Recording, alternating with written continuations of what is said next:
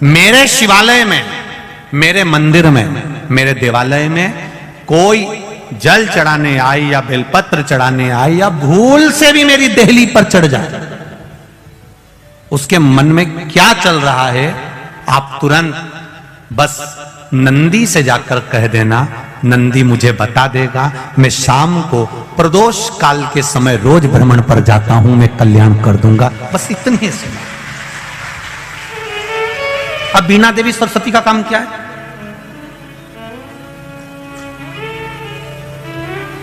बीणा देवी सरस्वती का काम क्या है? शिव जी के मंदिर में बीणा देवी सरस्वती का कार्य क्या है? भगवान शंकर की चौखट पर पार्वती मैया अंदर है, नंदी के पास में माता लक्ष्मी विराजमान है, वीणा देवी भगवान शंकर की चौखट के बाहर शिष्य गुरु के द्वार पर है।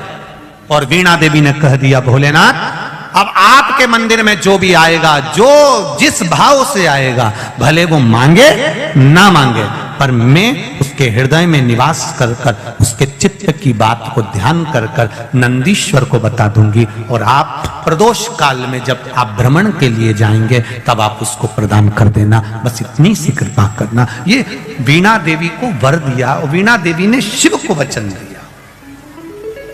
प्रदोष काल कब होता है? सूर्य अस्त होने वाला है, सूर्य डूबने वाला है, उसके 45 मिनट पहले से सूर्य डूब जाता है, उसके 45 मिनट बाद तक प्रदोष काल का समय होता है। शिव जी के भ्रमण का समय क्या है? यही प्रदोष काल। प्रतिदिन मेरे देवाधिदेव महादेव भ्रमण पर निकलते, प्रतिदिन।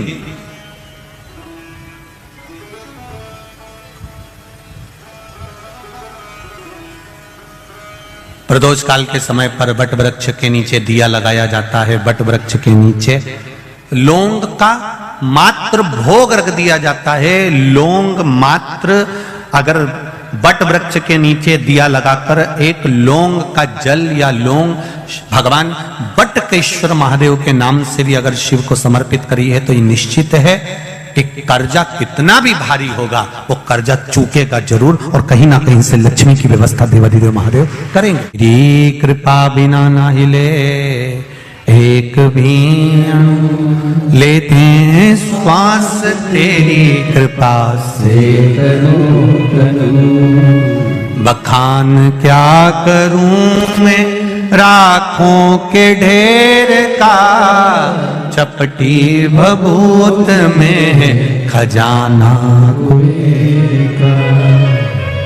आपसे भी कहना चाहूंगा, आप जिस भाव से, जिस हृदय से, जिस चित्त से इस पावन शिव महापुराण की कथा को सुन रहे हो, श्रवण कर रहे हो, इस ग्राउंड में बैठकर, इस सुंदर कथा स्थल पर बैठकर लाखों की संख्या में आकर आप इस कथा को श्रवण कर रहे हो, आस्था चैनल पर सुन रहे हो, फेसबुक ग्रुप पर सुन रहे हो, ये विश्वास रखना दिल से सुन रहे हो तो मेरा बाबा देता भी दिल से ही है, खाली नहीं छोड़ता, वो देता है दिल से। आप यहां से जब जाएं तब एक बार दिल से उसको नमन कर कर, दिल से कहकर जाना, उसको हृदय से विनय कर कर जाना, निवेदन कर कर जाना, करेगा। बिना मांगे दे देता है, बिना मांगे। रिटर्न बढ़ल बाबा, बिना मांगे प्रदान कर, बिना मांगे वो दे रहा। शिव कृपा आप करो। प्रसाद मांगा नहीं जाता। शिव महापुराण की कथा कहती है प्रसाद देने वाला अपना हाथ खुद आगे बढ़ाता है देने के लिए। शंकर भगवान पर जल चढ़ाओ तुम, भले मत मांगो। जिसने हाथ आगे बढ़ाकर शंकर भगवान पर जल चढ़ाया है, मेरा महादेव हाथ आगे बढ़ाकर उसकी झोली भर देता है, ये निश्चित है। राम जी को, भगवान कृष्ण जी को, लड्डू गोपाल जी को, घर में जितने भी देवी देवता हैं उनका जब हम पूजन करते हैं, उनको स्नान कराते हैं, तो आपको हाथ लंबा करने की जरूरत नहीं पड़ती है। वहीं की वहीं आप भगवान को स्नान करा देते हैं, जल चढ़ा देते हैं। पर केवल एक देवाधिदेव महादेव ऐसे होते हैं जिनको जल चढ़ाने लिए आपको अपना हाथ आगे बढ़ाना पड़ता है। हम जब अपना हाथ आगे बढ़ाते हैं देने के लिए, तो महादेव भी अपना हाथ बढ़ाते हैं सब कुछ लुटाने के लिए। आप उसके बल पर वो प्रदान करता, वो देता। महाराज सरस्वती जी ने मांगा मुझे कुछ वर दीजिए, दे दिया। अब आपसे निवेदन है कि आप बोलिए मैं क्या कर सकती हूं आपके लिए, क्या करूं मैं आपके लिए। बस इतना करिएगा, मेरे दरवाजे पर कोई आए उसके मन की बात मुझे बता दीजिए। प्रसाद लेने वाला और देने वाला दोनों में अंतर होता है।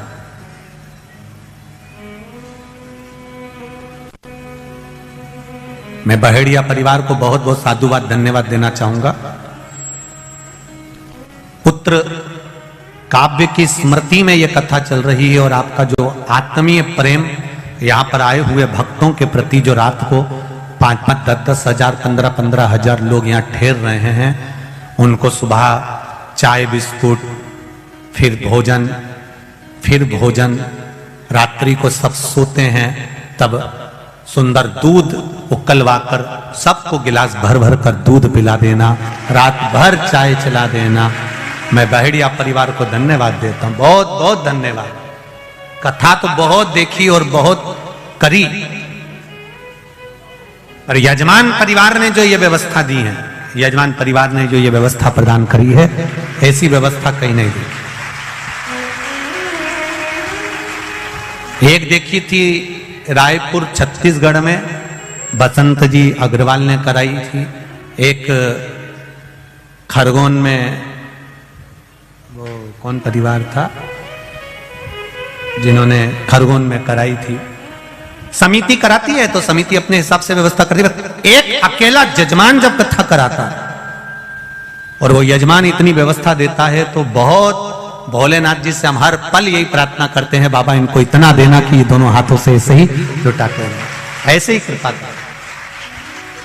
ये करुणा है भोलेनाथ जी की, ये दया है भोलेनाथ जी की, ये उदारता, ये करुणा है भोलेनाथ बाबा, ये दया। और फिर कहकर जा रहे हैं, इस व्यासपीठ से इतना जरूर कहूंगा, जहां जहां शिव पुराण कथा करी है वहां वहां से लोगों ने डबल से फोन लगाया है कि एक बार शिव पुराण फिर दे दीजिए। मेरा बाबा शिव पुराण कराने के बाद इतनी कृपा कर देता है, इतनी दया कर देता है कि जितना लोग बाबा के लिए खर्च करते हैं उससे 1000 गुना बाबा फिर दे देता है। यह शिव कृपा, ये उदार, ये करुणा, बाबा फिर दे दे। ये उसकी उदारता है, ये उसकी करुणा। महाराज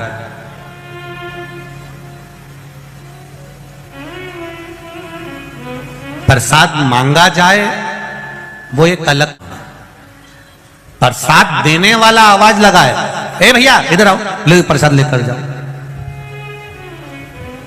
कितना सुंदर कहा है स्कंद पुराण के अंदर। एक बार हमने पहले भी कथा में कहा, शिव महापुराण का एक संवाद की, सबसे ज्यादा नरक में कौन जाता है, तो कहा प्रसाद बांटने वाला जाता है। तो लोगों ने पूछा ये कैसे चले जाता है, तो कहा प्रसाद धर्म की जगह पर बंटता है, प्रसाद हमेशा अच्छी जगह पर बंटता है, जहां भगवान का सत्संग हो, भजन हो, कीर्तन हो, मंत्र माला स्मरण हो, कथा भागवत यज्ञ अनुष्ठान हो, मंदिर देवालय हो, प्रसाद वहां बढ़ता है। तो प्रसाद बांटने वाला नरक क्यों चले जाता है, तो कहा प्रसाद बांटने वाला जब प्रसाद बांटने खड़ा होता है, अपना वाला आया तो हाथ इतना बड़ा हो जाता है और पराया आया तो हाथ छोटा हो जाता है, इसलिए वो नरक चले जाता। पर आज इतने समय के बाद प्रसाद शिव महापुराण में एक बात फिर कहने जा रहे हैं, स्कंद पुराण की, पद्म पुराण की, गर्ग संहिता की और शिव महापुराण की एक बात आज आप लोगों को कहने जा रहे हैं जो अभी तक नहीं कही। शिव महापुराण के अंतर्गत कहा प्रसाद देने वाला व्यक्ति जब किसी को बुलाकर अपना हाथ लंबा कर कर प्रसाद देता है तो वो भगवान विष्णु के बैकुंठ द्वार में, भगवान विष्णु के बैकुंठ में जहां माता लक्ष्मी जी भोजन बनाती है, लक्ष्मी जी भोजन बनाकर रख देती है, परसने का कार्य उसी व्यक्ति को दिया जाता है जो हाथ लंबा कर कर बुलाकर प्रसाद देता है।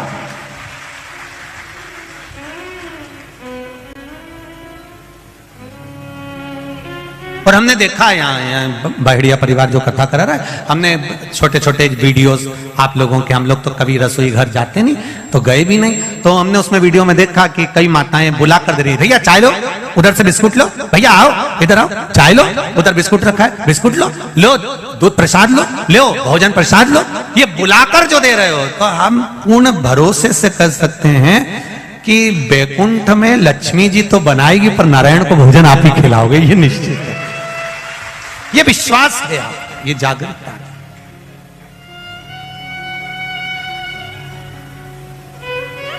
जब बड़ी बड़ी कथाएं का आनंद लेते हैं तो रोड पर भी लोग स्टॉल लगाते हैं, कोई पोया बांटता है, कोई चाय बांटता है, कोई हलवा बांटता है, कोई सामान बांटता है, आवाज लगा के भैया आओ इधर आओ ये लेकर जाओ। सालासर जी जाओ, सालासर जी में मेला हो, खाटू श्याम जी जाओ, खाटू श्याम जी का मेला हो, सांवरिया जी जाओ, सांवरिया जी का मेला हो, आप चार भुजा जी जाओ, चार भुजा जी का मेला हो, बड़े बड़े सेट स्टॉल लगाते हैं, आवाज लगाते हैं, आओ ले जाओ, दोनों हाथों से लुटाते हैं। मुझे लगता है उन्होंने भी शिव महापुराण दिल से सुनी होगी कि हाथ लंबा कर कर देने वाले के लिए मेरा महादेव हाथ लंबा कर कर करोड़ों लुटा देता, दे देता। ये उसकी उदारता, ये उसकी कृपा है, ये उसकी करुणा है।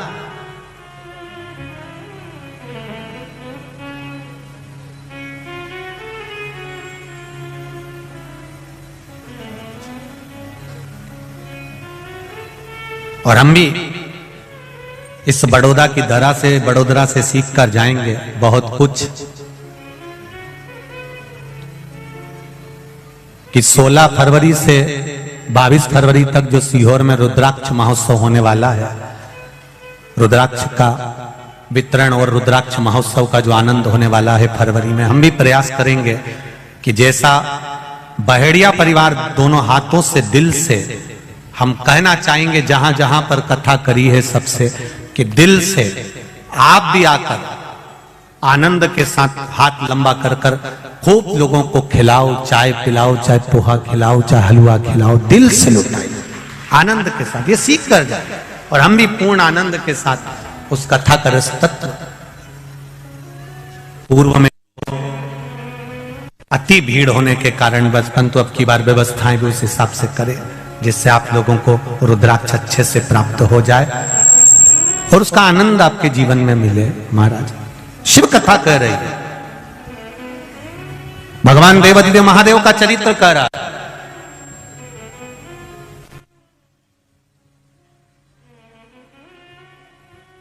तारकासुर, बिना मांगे तारकासुर को सब मिल गया, देवताओं में हलचल मच गई, सारे देवताओं में हलचल मची तो देवताओं ने विचार करा आखिर क्या हुआ ये सब।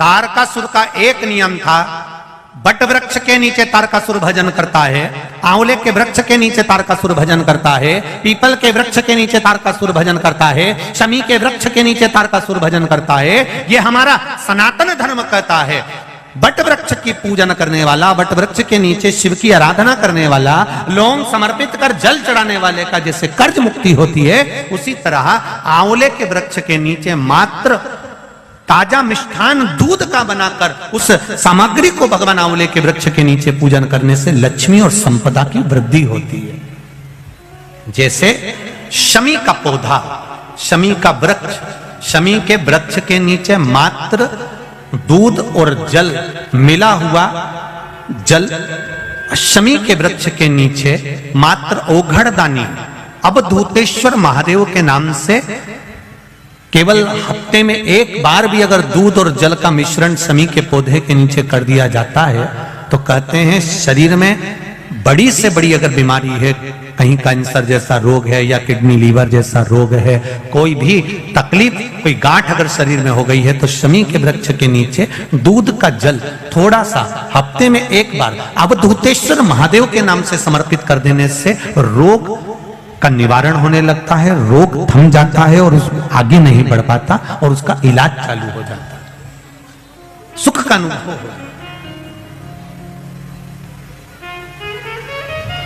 बस एक बात का स्मरण रहे आप, आंवले के वृक्ष के नीचे अगर कोई भोग लगाया गया है पा सकते हैं, पीपल के वृक्ष के नीचे कोई भोग लगाया है पा सकते हैं, बट वृक्ष के नीचे कोई भोग लगाया गया है पाते हैं।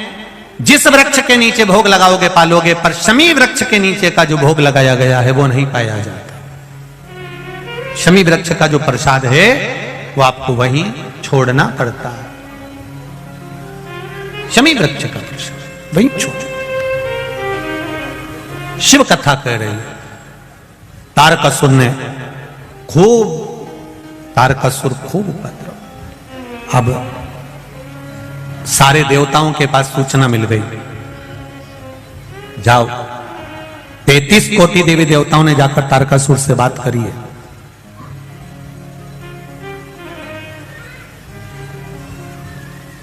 तैतीस कोटि देवी देवताओं ने तारकासुर से बात की।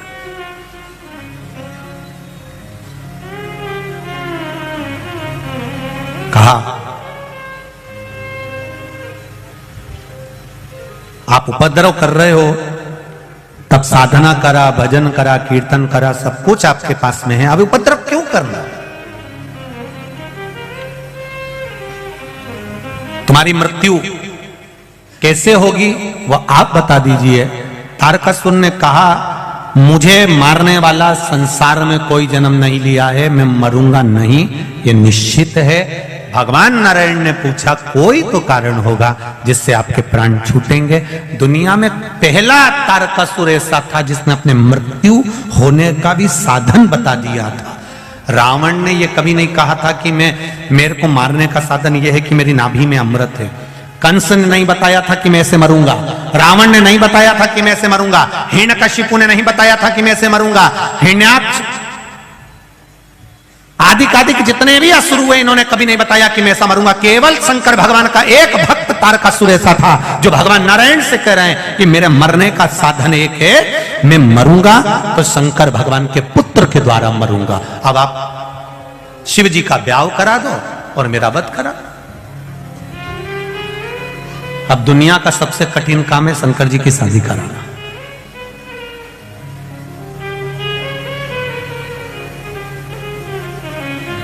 आज के जमाने में सबसे ज्यादा कठिन काम है बेटी को ये बोलना, बच्चों को ये बोलना कि अब मैं तुम्हारी शादी पक्की कर रहा हूं और वहां कर रहा हूं। इतने में बेटा बेटी का मुंह भगोना हो जाता है। पापा हमसे तो पूछते, मम्मी पापा हमसे तो कुछ पूछते ही नहीं है, उन्होंने मन से मेरा ब्याह पक्का कर दिया, मुझसे पूछना तो था। शिव जी के संतान के द्वारा मेरे प्राण छूटेंगे, शंकर भगवान का जो पुत्र होगा वो मुझे मारेगा। ये तारकासुर ने भगवान नारायण से कह दिया। रावण ने कभी नहीं कहा मेरी नाभि में अमृत है, हिरण्यकशिपु ने कभी नहीं कहा कि मैं ऐसे मरूंगा, कंस ने कभी नहीं कहा मैं ऐसे मरूंगा, हिरण्याक्ष ने कभी नहीं कहा मैं ऐसे मरूंगा, पर तारकासुर एक अकेला था, शंकर का भक्त था, इसलिए कह दिया शिव जी के पुत्र के द्वारा मरूंगा। अब तुम शिव जी की शादी कराओ।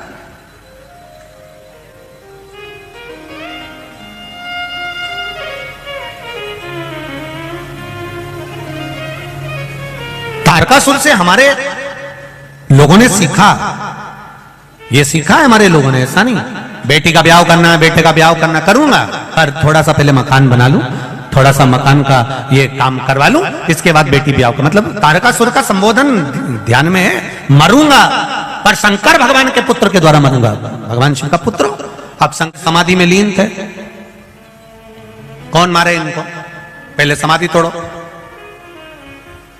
अब समाधि को तोड़ने के लिए सारे प्रयास कर लिए, तब आज ही का दिन मार्गशीर्ष शुक्ल पक्ष की त्रयोदशी कामदेव को बुलाया गया। जाओ कामदेव, जाकर समाधि तोड़ो। कामदेव ने तीक्ष्ण तीक्ष्ण बाण चलाए, खूब चलाए, पर शिव जी की समाधि नहीं टूटी।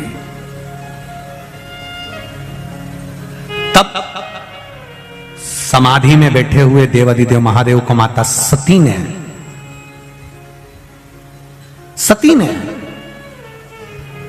स्मरण कराया, ये मेरी बहन का पति है, मैं दक्ष प्रजापति की बेटी सती और मेरी बहन है रति, ये रति का पुत्र है, रति का पति है कामदेव। आप मेरे लिए कुछ नहीं करे, कम से कम इनके लिए थोड़ा सा आप नेत्र खोल लीजिए।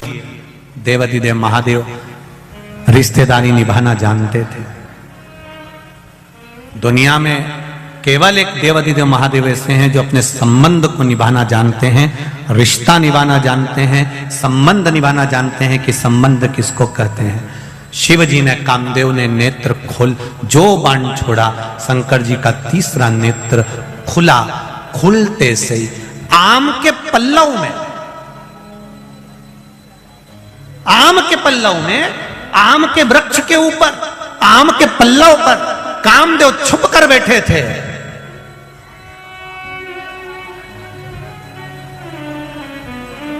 जलकर भस्म हो गए।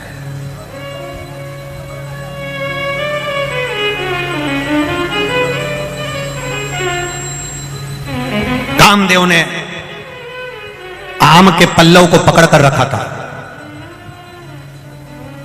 आम के वृक्ष को, आम के पल्लव को पकड़कर रखा है कामदेव ने।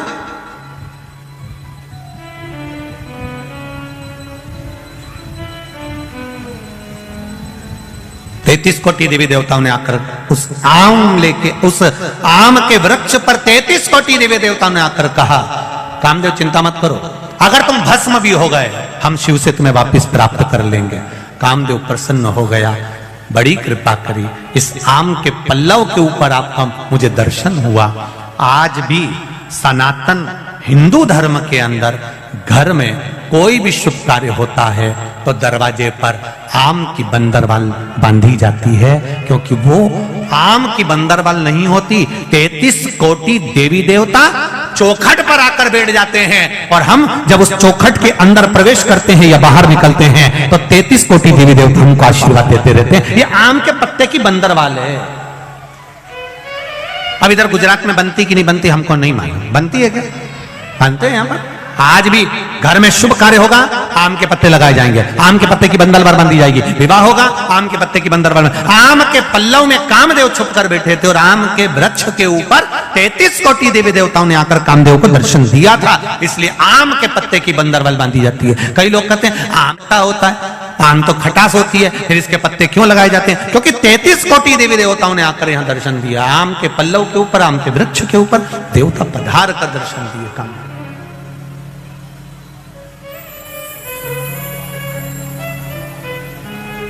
महाराज भगवान देवादिदेव महादेव शिव औघड़दानी, त्रिकालदर्शी, कैलाशी, अविनाशी, मेरे बाबा, मेरे शिव, कामदेव को भस्म कर दिया। कामदेव आकर रोने लगा। रति, कामदेव की धर्मपत्नी रो रही है, मेरा पति मार दिया केवल देवताओं के हित के लिए, मेरे पति के प्राण छूट गए केवल देवताओं के हित के लिए। भगवान शिव ने, भगवान ब्रह्मा, विष्णु, देव आदि सारे देवताओं ने